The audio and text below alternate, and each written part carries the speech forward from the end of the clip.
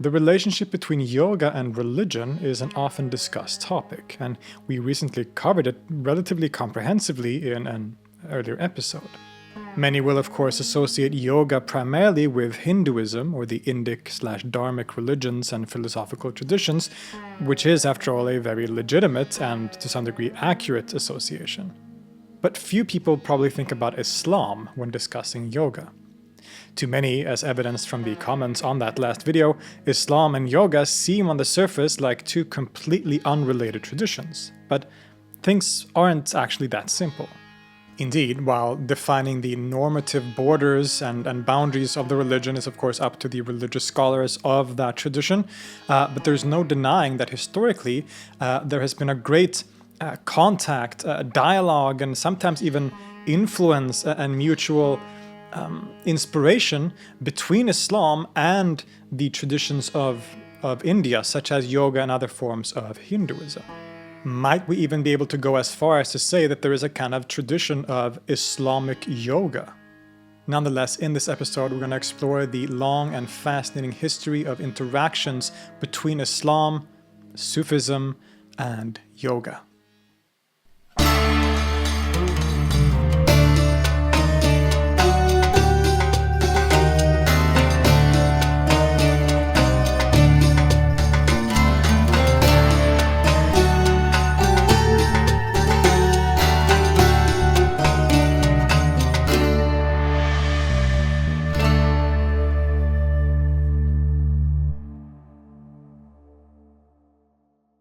Hey, before we start, I also want to remind you that I recently released a new song with my project Zini called Gravstänk. It's a song in Swedish based on the poetry of the Swedish mystical poet Gustaf Fröding. And I'm very happy with the song. The response has been amazing. Thank you all of you who have commented and given your feedback to the song. People really seem to like it. So if you haven't checked out the song yet, go do that either on Spotify or whatever streaming platform you use, or you can buy it on the stores. There will be links in the description. Through my link tree you can find that song there, or you can go to my other channel, Filip Holm, where there's a music video, as well as to just keep up with my music releases generally. Go subscribe to that channel. Thank you so much. The story of Islam in India begins early in the religion's history. It entered the subcontinent in the early 8th century and would gradually grow to a significant presence over the centuries. Already at this point, the Muslim leaders and scholars were interested in the religious and intellectual traditions of India. In the Bayt al-Hikmah, the House of Wisdom in Baghdad, texts were translated into Arabic from all over the world, including from Greece and, of course, from India. And through these texts and translations, the wisdoms that had been accumulated on the subcontinent had an influence in the Islamic world. We know, for example, that the numerical system that most of us use today, often referred to as Arabic numerals, very much developed through influence from India and their already existing system. In terms of yoga, there is evidence from quite early on too. For example, the Central Asian polymath and scholar Abu Rayhan al-Biruni famously traveled to India and wrote extensively about the culture and customs of its people. And this actually included him translating Patanjali's Yoga Sutras, one of the most central texts in the history of yoga, into Arabic, calling it the Tarjamat Kitab Patañjali fil Kalas min al-Irtibak. So clearly there was sometimes a very genuine interest in the traditions of India from the side of Islamic scholars, scientists, and philosophers, even though in this case it was mostly intellectual and philosophical in terms of the translation of Patanjali. But these interactions between Islam and yoga would grow much more significant over the following centuries, and this was also very much connected with a very specific development within Islam, which was of course Sufism. You see, Sufism, or Tasawwuf, was a key factor in spreading Islam to India and other regions outside of the Islamic heartlands. The Sufi sheikhs and saints, or awliya, would often move into these areas and became very popular and revered by people from different religious backgrounds. Their approach was often one of charismatic authority, countering associations of Muslims with only invading armies, basically. And while this is generalizing a bit, the Sufi teachers were also often known for having a relatively soft and quote-unquote tolerant approach, meeting the local population on their own terms, respecting many of the local traditions often, etc. Now, significantly, Sufism was an aspect of Islam that had developed certain techniques and practices that aimed to purify the soul of the individual and bring him or her closer to God. In particular, Sufis had developed practices like dhikr, where the names of God or the proclamation of faith, La ilaha illallah, is repeated vocally for extended periods of time and often in a group setting. It was also relatively common for Sufis to perform sama, where listening to music and sometimes even dancing could be used as a spiritual practice. The goal of these practices, as well as the Sufi path in general, which was taught by a sheikh or master to his students, was to purify the soul and to fight the ego or the nafs to the point that hopefully it becomes annihilated, fana, in God, where one experiences nothing but the reality of God. And these experiences and ideas have been interpreted slightly differently by different Sufis in history, but are nonetheless recurring themes. And while these techniques and aims are of course unique and directly connected with Quranic and Sunnaic precedents developing in the early Muslim community, some of it is certainly reminiscent of practices common in traditions like yoga, including certain breathing techniques, meditations, chanting, and the use of music and dance. The Sufi goal of becoming annihilated in God, of unifying with the divine reality through these practices, can also remind us of certain philosophies common on the Indian subcontinent. It was kind of inevitable, therefore, that people would start noticing these similarities, and that over the centuries a dialogue would be established between yogis and particularly Sufi Muslims. Now, the leading scholar that has published on topics of yoga and Islam, or Sufism, is Ernst, whose work I am completely indebted to for this analysis. Needless to say, if you want to dive deeper into this topic, you should check out the many writings of Ernst. In any case, Sufism really starts to spread in India around the 13th century, at the same time that the many Sufi orders, or tariqas, turuq, were being established. And perhaps the most influential and legendary of all the Sufi saints associated with the Indian subcontinent in particular is Mu'in-ud-Din Chishti. He came originally from Central Asia but settled in Ajmer, where he became the foundational figure of what is perhaps the most prominent Sufi order in India, the Chishti order, or the Chishtiya. There are many legends and stories surrounding Mu'in-ud-Din Chishti. It is said that he interacted deeply with Brahmins, yogis, and other groups in the region, that he studied Sanskrit and religious literature, and even Indian music, in order to be able to better reach the local population with his message. In fact, the Chishti order in particular has become known for its emphasis on the teachings of love, their emphasis on the practice of music, and a kind of tolerance or openness in approach, and much of this, of course, becomes projected or traced backwards onto Mu'in-ud-Din Chishti as the foundational figure, as well as his immediate students and followers like Baba Farid and Nizamuddin Awliya. In fact, Mu'in-ud-Din Chishti, as well as these successors of his, became revered by peoples of all religious backgrounds and seen as a saint. His tomb is visited yearly not only by Sufis, Muslims, but also by Hindus and other groups. This is another good indication of the border crossing and dialogue that has often taken place here. Mu'in-ud-Din Chishti is even attributed with writing a work called Treatise on the Human Body, which clearly expresses ideas associated with Hatha Yoga and its relationship with and harmony with Sufi practices. Unfortunately, it's pretty well established in scholarship that this work most likely wasn't written by Mu'in-ud-Din Chishti himself, but rather by other followers of the Chishti order later on during the Mughal period, so this is several centuries later. But nonetheless, it is a text that shows that followers of the Chishti order, and Sufis generally, viewed this exploration and dialogue with yogic ideas and practices as, at least occasionally, legitimate. Indeed, legitimate enough to even attribute it to the order's founder himself.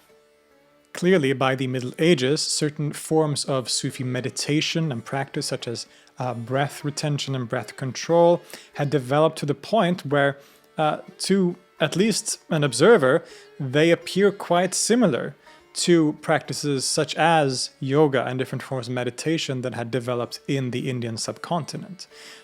Some have even speculated that there might be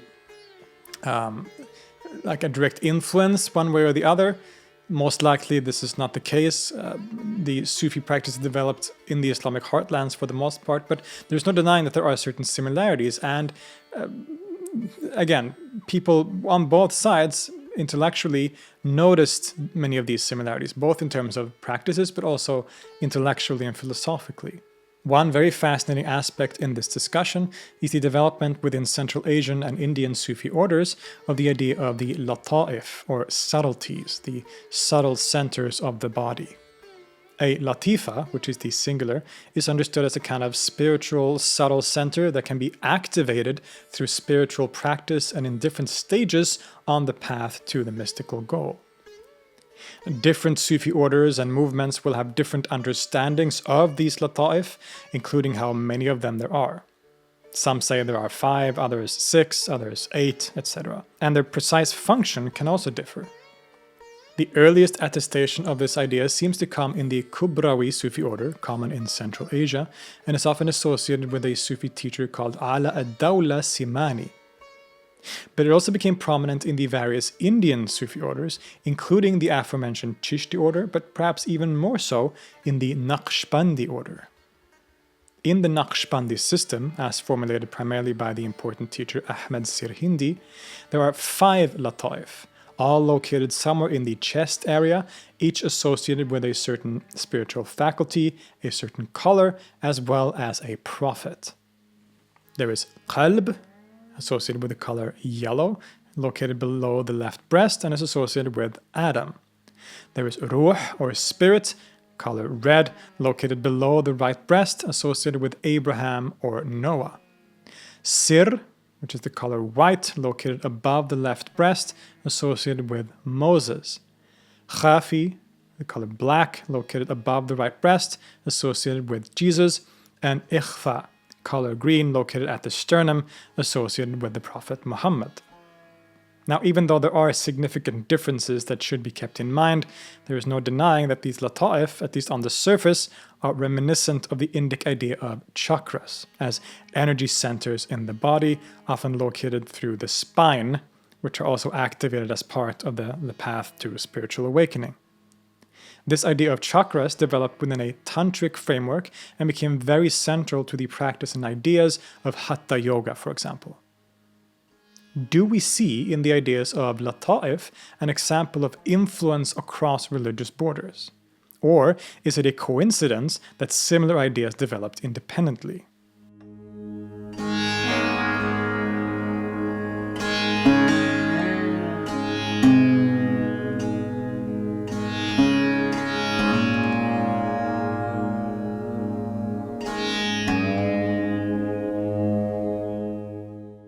Now, we have seen some of the earlier examples of interactions in the Middle Ages, but it really is during the Mughal period that these things become very clear and widespread. For example, in the already mentioned short treatise on the human body, probably falsely attributed to Mu'in Chishti, but actually composed during the Mughal period, the first chapter seems to basically lay down a human physiology as understood in Hatha Yoga, with the central spinal channel, where the chakras are, and the 2 channels on either side. Quote, "The Sukumna channel draws the breath from below the navel, and its root is at the center below the genitals. From there it rises upward. The Ingala and Pingala are the channels of the left and right of the Sukumna. Whenever the seeker draws breath from the navel, it is through the Sukumna. Then it comes to the heart. From that place it divides in 3 parts, and going among flesh, skin, and arteries, it enters into the head. Then, going out between the 2 eyebrows, it comes to its place and circles 3 times. The treatise then goes on to connect this to Islamic cosmology, the microcosm versus macrocosm structure, and in the final 3rd chapter, it describes part of a meditation practice where one focuses one's gaze on the tip of the nose. Quote, "The master tells the seeker to direct his gaze down to a point at the bridge of the nose. This is from the point of view that these 2 eyes, which they call sun and moon, and which are related to both chief channels, which in the Indian language are called Ingala and Pingala, are both related to the channel of life, which in Indian language they called Sukumna. By focusing thus, the seeker's own image is effaced in the way that we showed above. In this way, one adds a form through visualizations, and that is the form of the spiritual guide, the murshid, as if seen with the external vision. One then becomes increasingly effaced until nothing is seen but the one, God himself. Quote, then the reality of the 99 names of God become manifest, and those 99 names are effaced in a single name. The one name exists as Aleph. It became the inhalation of Hua, and Hua makes its station to be Mim, and from Mim is Nun, and Nun is Wa Huwa Arham Rahim, and he is the most merciful of the merciful. Breath control, visualization, and other techniques that many of us, at least in the West, might associate more with yoga were thus employed by Sufis in their spiritual practices and techniques. Now, one of the most significant examples of this quote-unquote Islamic yoga, as we've talked about earlier, is the figure Muhammad Ghawth. He was a master of the Shatari Sufi order, as well as a musician, and perhaps we could call him a kind of Islamic yogi. In this context, he's perhaps most famous for writing the Bahr al-Hayat, the Ocean of Life, a Persian translation of sorts of an earlier Arabic book, which in turn was a translation of a yogic text in Sanskrit called the Amrita Kunda, the Pool of Nectar. Now, a translation at this time didn't really mean what it means today. It isn't a line-for-line rendering of the original in a new language, but includes changes made by the translator, added sections and reinterpretations. For example, Muhammad Ghawth adds a bunch of yogic postures to the text from a meager 5 in the original to over 20. He saw in this yogic text practices that were sound and beneficial to the spiritual life, even for Muslims, and reinterpreted many problematic sections to fit with a Quranic and Islamic framework rather than a, for example, Hindu cosmology, so to say. For example, as was common practice, by associating certain legendary yogic figures with Quranic prophets. Even the gods Brahma and Vishnu are, in the Islamicized versions of the text, identified with Abraham and Moses, respectively. But on the whole, there is a remarkable sense of openness in how Muhammad Ghawth approaches the topic. He even says himself, quote, most of the friends of God, Awliya al-Khuda, the Sufi saints, have comprehended and explained these influences from unveiling, kashf, and the monks of India, who are yogis, have unveiling that is in agreement with the mystical state of those who have realized the truth. Although the language differs, the explanation is the same. While there are differences in doctrine, the practices taught are in many ways the same, but in different languages. The Bahr al-Hayat, as well as another work of his that was an original composition, the 5 Jewels, seems to have become a quite central part of the teachings and practices of the Shatari order and spread even outside the Indian subcontinent. In fact, this and the earlier Arabic version of the text, called the Hawd Ma al-Hayat, the Pool of the Water of Life, serves as the clearest example of this interaction between yoga and Sufism. And it seems, as we have said, that this text spread and became famous even outside of India. We have people in North Africa referring to the text and employing it well into the modern era, and there are several copies of it in Istanbul. In the Shatari order, as well as elsewhere, it has become a quite popular and common book of spiritual practice, to the point that it has even occasionally been attributed to Ibn Arabi, which clearly is erroneous. This book is a clear example of this interaction between the traditions, but in other cases, while there might be similarities on the surface, it's very hard to say what amounts to an example of influence or not, for example. As we said, the practices of the Sufis, the meditations, the breath techniques, the chanting, the dhikr, they all developed in the early Islamic civilization and in the Islamic heartlands without any direct connection to the traditions of India. So in most cases, we're probably not talking about a direct influence as such, but rather that in some respects, similar practices developed independently, and that later on, when there was interaction between these traditions, people recognized these similarities, and certain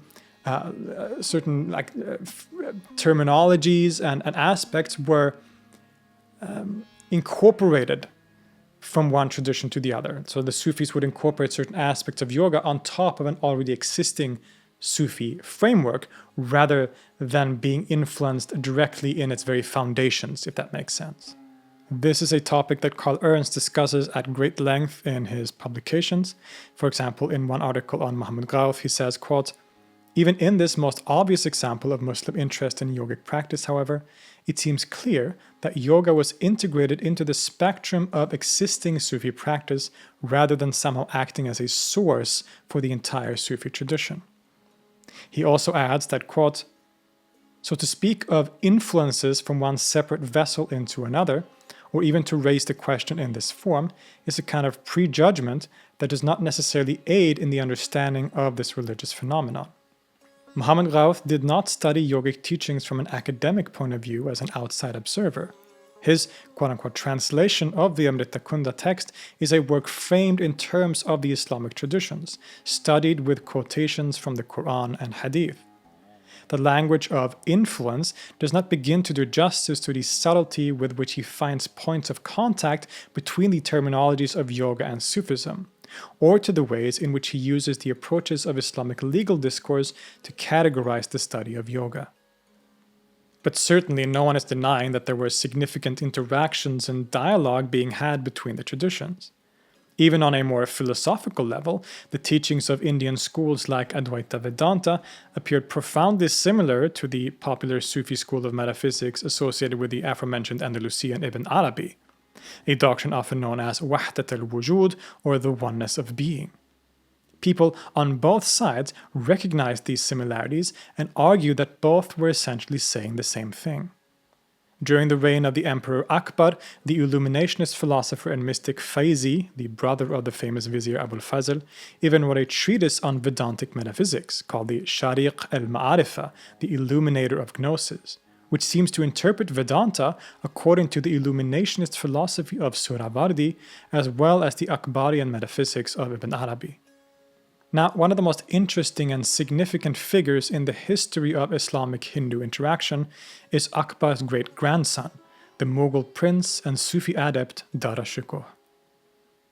A devotee of the Qadari Sufi order, he also studied deeply the Upanishads and other Hindu scriptures and conversed with sages and sadhus. In one of his most famous works, which talks precisely about this comparison and synthesis of ideas, the Majmu al-Bahrain, the meeting place of the two oceans, he very profoundly expresses this unity through his own experience. He says, quote, "This faqir without a care, Muhammad Dara Shikoh, relates that he, after discerning the truth of all truths, asserting the mysteries of the subtleties of the Sufi school of truth, and attaining this magnificent divine gift, has approached this purpose, namely to comprehend the nature of the school of thought of the monotheists of India, Muwahidun al-Hind, and the attainers of truth, Muhaqqiqan, among this ancient people. With some of them who have attained perfection, who have reached the extremities of ascetic practice, comprehension, and understanding, and the utmost levels of mystical experience, God-seeking, and gravity, he, in other words, Dara Shikoh, has had repeated encounters and carried out dialogues." And from this, he concludes that, quote, "Apart from linguistic differences in discerning and knowing, I saw no divergence. From this perspective, I brought together the words of both parties and collected some terms that are essential and valuable for the seeker of truth to know and arranged them in a treatise." To many of these Islamic thinkers, the Hindus were people of the book. They had also received revelation from God through prophets, but the Hindus, just like Christians and Jews, gradually misinterpreted and went astray from the original message. Figures like Krishna, for example, weren't God incarnate, but prophets who brought the message of oneness.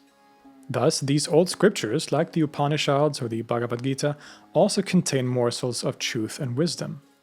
Speaking of the Prince Dara Shikoh, he also wrote another significant work in terms of our discussion on yoga. The Risale-Haq-Numa, or Treatise on the Way to Truth, or perhaps the Compass of Truth, is a kind of manual that not only presents a worldview clearly inspired by the Wahdat al-Wujud of the Ibn Arabi school, but also presents spiritual and meditative practices that are quite fascinating. One of them is a technique of suspending the breath for increasingly long periods of time, accompanied by certain postures and physical aspects. I think it might be best to just quote the whole description here. Quote, "The method of spiritual practice which has been adopted by this lowly seeker is the suspension of breath. I have found this method to be the best and choicest method without which success cannot be obtained. So everyone ought to practice this method of suspending the breath. Let it be done in this way. Sit in a secluded spot in the posture in which the Holy Prophet, may God grant him blessings and peace, used to sit, on one's knees as if for prayer. But do not place the hands upon the knees. Rather, place each elbow on the knees and reach up with the hands, and with the thumb close the hole of each ear so that no air may pass out of them. With the index fingers, shut both eyes in such a way that the upper eyelid may remain firmly pressed against the lower eyelid, but without the fingers pressing on the eyeballs.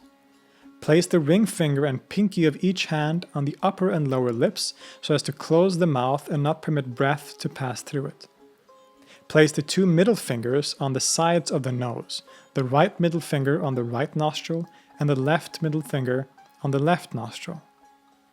Having assumed this posture, first firmly close the right nostril with the right middle finger so that air may not come through it.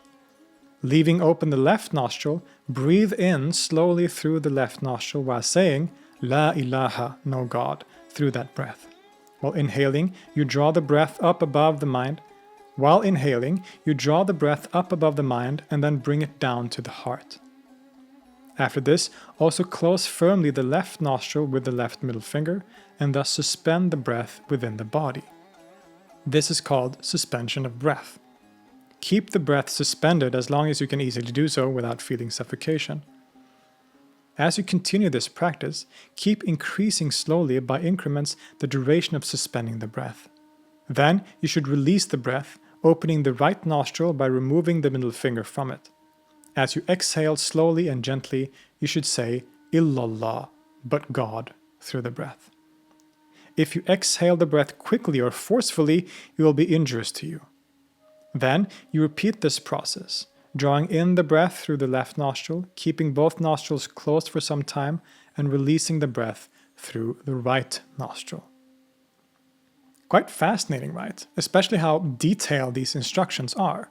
Many of these Sufi practices are often taught only orally from a teacher, a sheikh, to his student. And there's a sort of esoteric aspect to a lot of this stuff. But here, Dara Shikoh just lets it out on paper for everyone to read.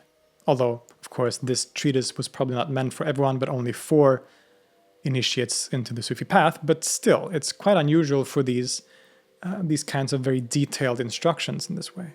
The second technique that he describes is something he calls the Sultan al-Azkar, the prime recitation. This is a practice that he was given by his masters of the Qadri order, and he states that it is a key practice within that order, stretching back not only to the order's founder, Abdul Qadir al-Jilani, but even to the Prophet Muhammad himself, who, according to Dara Shikoh, used to perform this meditation in the Hira cave when he received his revelation for the first time. Here, one is to sit down in a desolate and isolated place and focus all attention on one's ears and hearing, until one starts hearing a certain sound. Quote, "Be careful, my friend, not to think that this sound is merely a voice within you. No, the whole universe is pervaded by this voice within each thing and beyond each thing." Another quote, "This sound is fixed to one tone which neither increases nor decreases. It admits to no change and emits with no friction.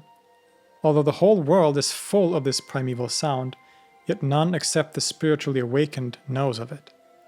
This sound existed from before the creation of existing things, exists even now, and will always exist. This sound is called infinite and absolute." He describes this sound as being like, quote, "a big cauldron boiling. Sometimes it comes in the buzzing sound heard in the nest of bees." He further also connects this to the sound that the Prophet Muhammad is said to have heard before he received his revelations, which are described in similar ways, often that he would hear a kind of bell-like sound before the revelation would come, or when the revelation would come. And apparently, once this sound increases and takes over one's awareness, it leads to a kind of awakening and a very strong feeling of ecstasy.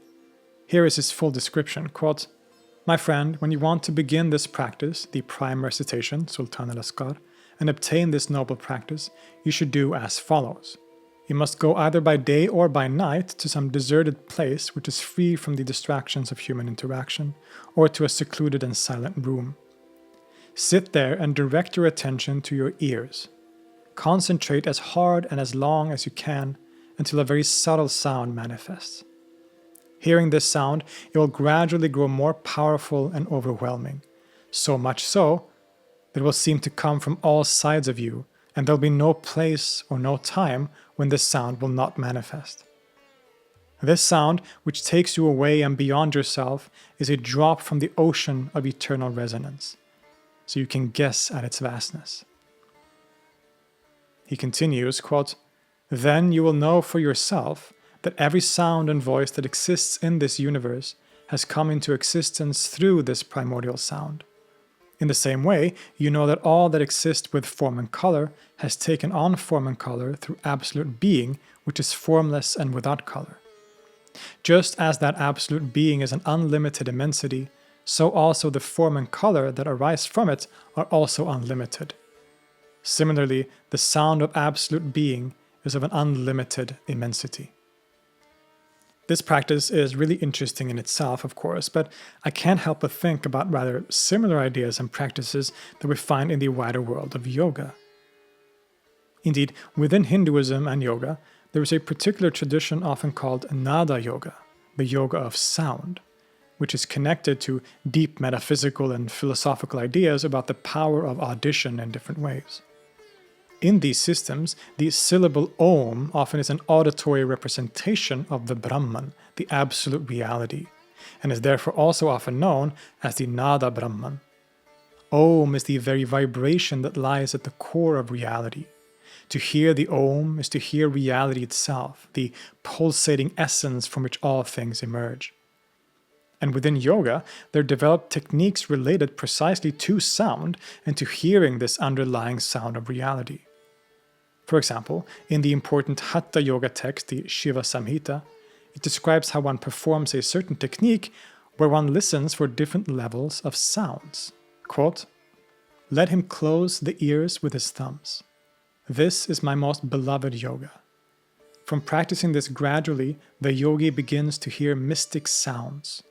The first sound is like the hum of the honey-intoxicated bee, next that of a flute, then of a harp, a veena. After this, by the gradual practice of yoga, the destroyer of the darkness of the world, he hears the sounds of ringing bells, then sounds like roar of thunder. When one fixes his full attention on this sound, being free from fear, he gets absorption. This is quite remarkable to me, especially the fact that the yogis here and Dara Shikoh also use the same descriptions for these sounds, including that it sounds like bees and running water like a waterfall. And in the yogi text, it also talks about the sound being like a bell, which is, again, one of those sounds that the Prophet Muhammad is said to have heard when revelation was coming, and which Dara Shikoh connects directly to this practice in different ways. This connection, I think, is very fascinating. In an even earlier Sanskrit text, the Nada Bindu Upanishad, one of the so-called Yoga Upanishads, it describes a very similar practice. Quote, "The yogi should always listen to the sound in the interior of his right ear. This sound, when constantly practiced, will drown every sound from outside. By persisting, the sound will be heard subtler and subtler. At first, it will be like what is produced by the ocean, the cloud, the kettle drum, and the waterfall. A little later, it will be like the sound produced by a tabor, a big bell, and a military drum.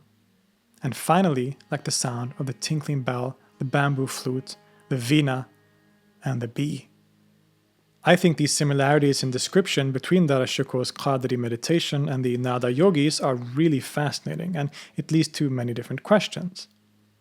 As historians, we want to ask, is this the result of influence? Or could it be that such similar practices and ideas about a primordial and transformative sound appeared independently in the different traditions? The similarities are striking nonetheless.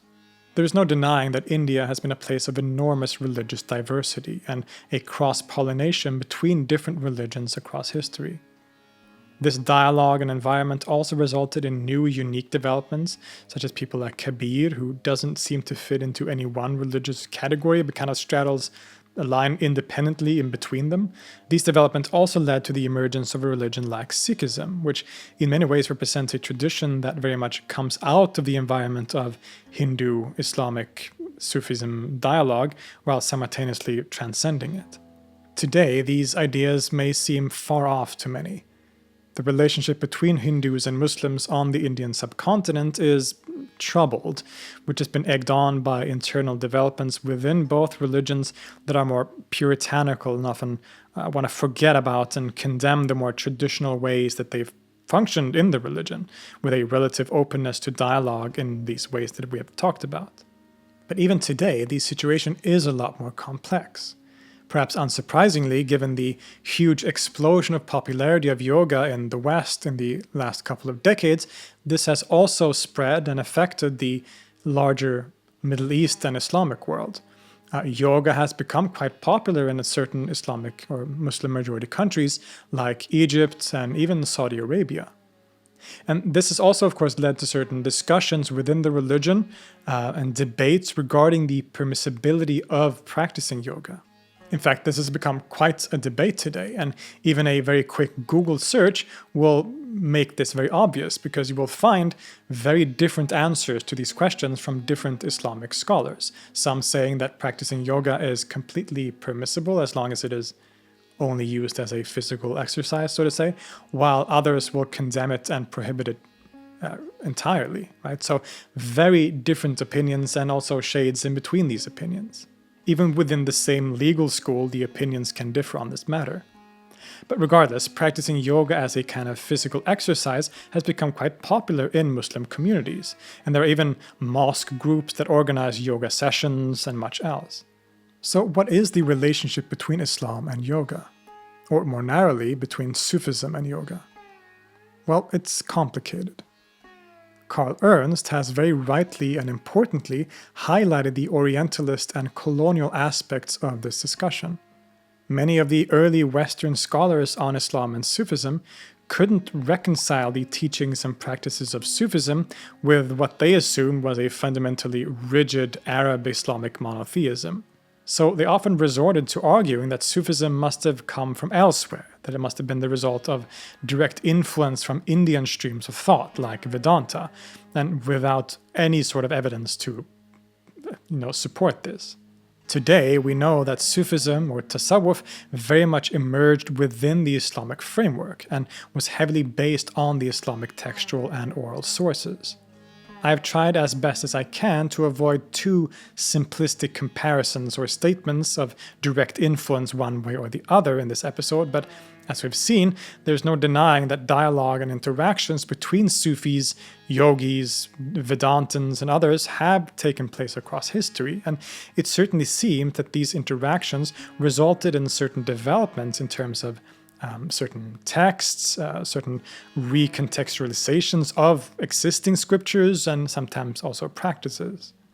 Today, there are many Muslims who practice yoga, as well as Islamic scholars who argue on both sides that it is either completely allowed in the religion or that it is entirely prohibited.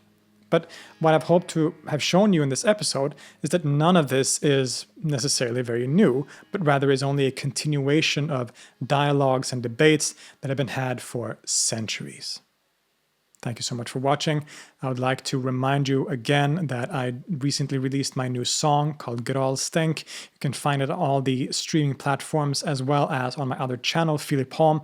Check out that channel to sort of keep up with my music and content about music. I post relatively regularly on that channel too. I would like to give a special thank you and shout out to my patrons over on Patreon. who support this channel monetarily and without whom none of this would be possible. I am eternally grateful for all of your support, and I would highly appreciate, of course, if anyone else wants to become a patron and support this channel and my goal of providing these free educational episodes about all kinds of topics. I will leave links to the Patreon page in the description. You can also support by leaving a one-time donation through PayPal, or very simply by subscribing to the channel, leaving a comment perhaps on the video, keep the discussion going there, or simply liking the video. It all helps so much, and I really appreciate it. Also, check out this very unofficial Let's Talk Religion merch, which was made by my students. I just wanted to give a shout out to that. There's also another one which has a thing on the back. Maybe I'll just put up an image of that or something while I'm talking right now. Thanks, guys. I love these shirts. They're actually really comfortable too. So yay. Again, thank you so much for watching. Look forward to more topics similar to this and not similar to this in the near future. And I will see you next time.